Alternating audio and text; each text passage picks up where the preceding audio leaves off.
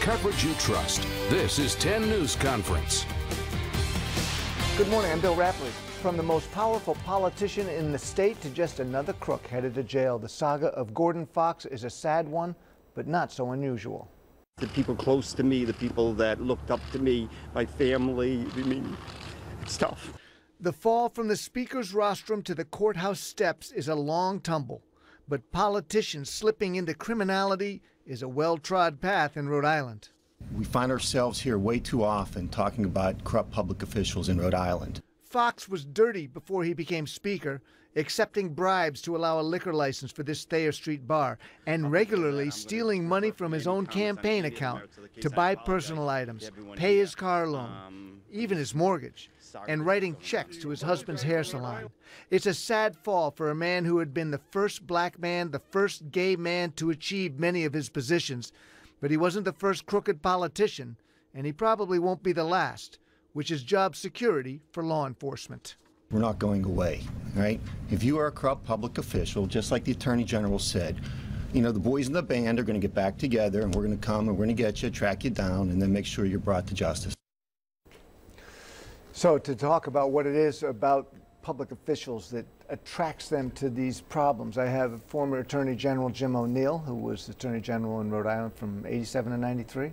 That's correct. And Congressman Bob Weygand, who, besides being a political analyst for NBC 10 News, also was a witness in the case that sent Pawtucket Mayor Brian Siralt to jail in 1992. Thanks for coming in.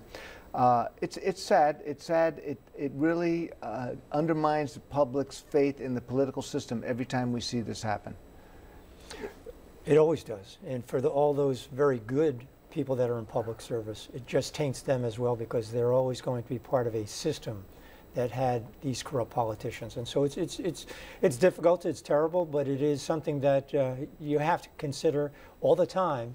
These people may in fact be corrupt officials, and you have to work to make sure that we don't get them back in office. So is it just a question of law enforcement being more vigilant? I mean, is there any, how does this happen all the time? Well, my view is that what we see with respect to public corruption, it seems to recycle itself.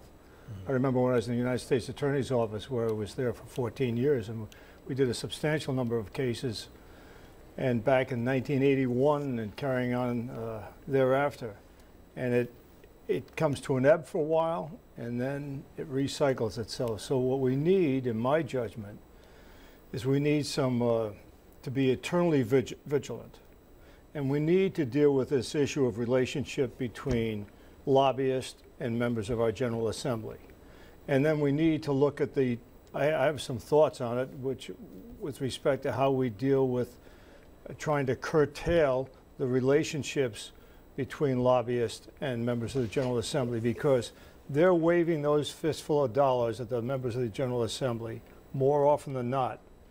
And then some of them bite. And that's what we've seen happen time and time again. Right, but I think, Bill, I think one of the things we could consider is we could consider term limits for members of the General Assembly. All right, well, we can get a little bit more into how to prevent this. I think I'm wondering, but the question is why do they do it? Is it just because? Pure greed.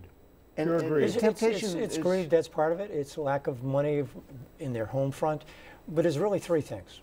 One is they, first of all, have the power, the ability to do it. They're in a position to make some change or do something, like be able to provide some kind of decision on a board, a commission, or whatever it may be, in a committee, get a bill passed. Second is that there is greed. There's absolute greed. The third is there's opportunity. In other words, they have the opportunity and other people are going along with it. Very seldom, and Jim will tell you this as well, very seldom do you see just one person, a loner, doing these kinds of things. More often, you see there is a connection between other people. Well, now, while you were in the state legislature, did you know of other people, you know, accepting bribes or doing favors for folks?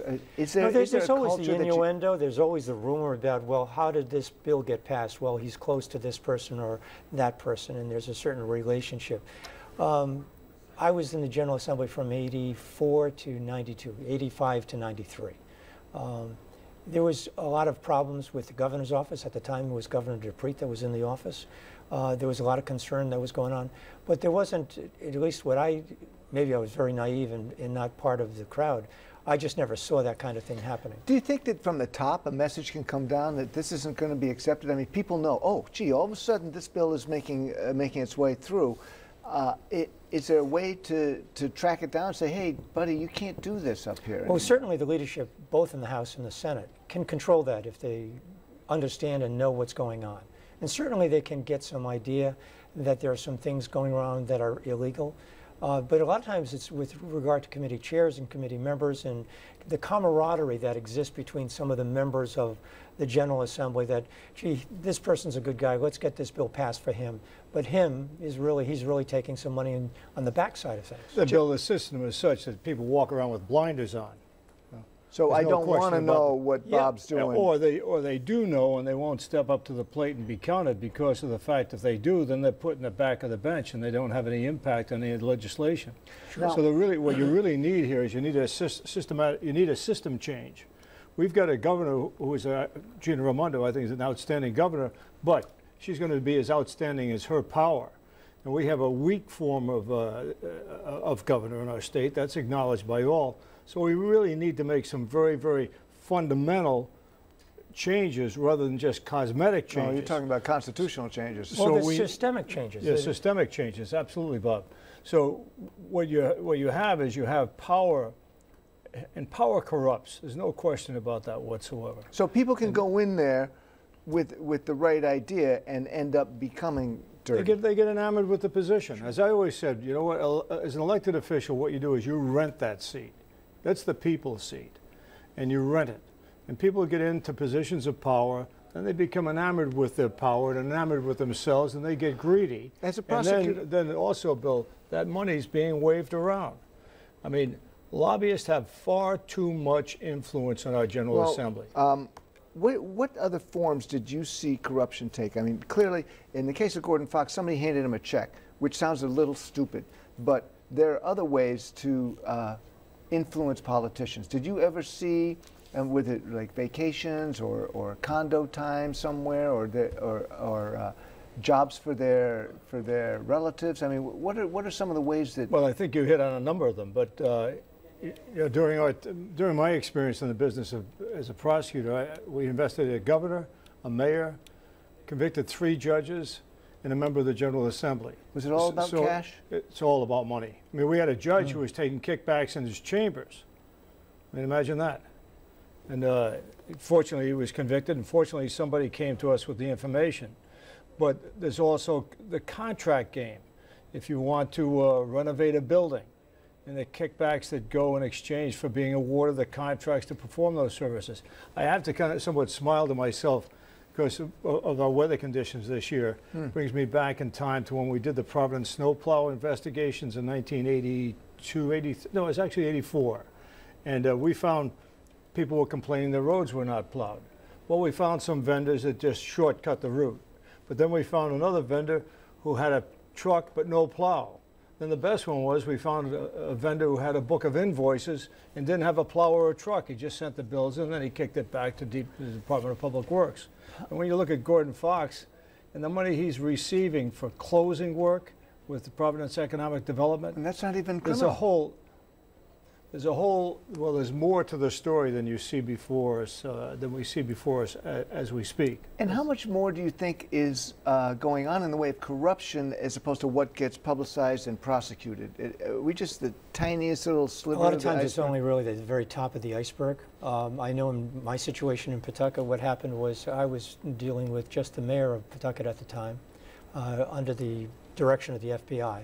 But there were multiple other kinds of things that were going on. My relationship was only with the mayor, but it ended up being 8 other people that were arrested for accepting and taking bribes throughout the system. They were bringing in cash in little lunch bags to the Department of Public Works. They were going to the chief of staff. They were going to other people to just get a part of the action. And so I didn't know about any of those other things. It was just that one thing, but all of a sudden, as a result of the investigation the FBI did, other people began to roll over like dominoes. and it unveiled the rest of the iceberg that was there, which was very extensive. It seems that that's what they were. This Gordon Fox investigation, it's been a year since the raid. It seems like they were hoping there were going to be some more dominoes to fall. I don't know that if the whole investigation is over yet or not. I think that we all recognize that Peter Nerona will he'll exhaust all leads. There's no question about that. Pat Youngs from the AG's office is not a better lawyer and better prosecutor in town. Right. So my gut instinct and my experience tells me there's more there, but I don't know that as a fact. But I'd say that fortunately we have people in position of leadership who are going to exhaust all leads, and but there's just so much to be done. I think, as Bob alluded to, this systemic changes. You know, we really need to take a look at our General Assembly and ask ourselves some hard questions. Would it be wise to have people have, we have term limits as general officers, but why don't we have term limits for members of the General Assembly as a whole? And that will give, also the other thing we really need is we need a viable Republican Party. They got to stop shooting themselves, in the foot, because you're going to have people from an opposite party who are going to challenge situations. And you're going to have good Democrats who are going to challenge situations, but they need courage. Yep. They really need courage. And we don't see a lot of that up there in Smith Hill, but we will come back and talk a little bit more about what could be done to maybe change this culture that results in so many Rhode Island politicians getting in trouble with the law. If we continue our discussion with former Attorney General Jim O'Neill, former Congressman Bob Weygand after these messages.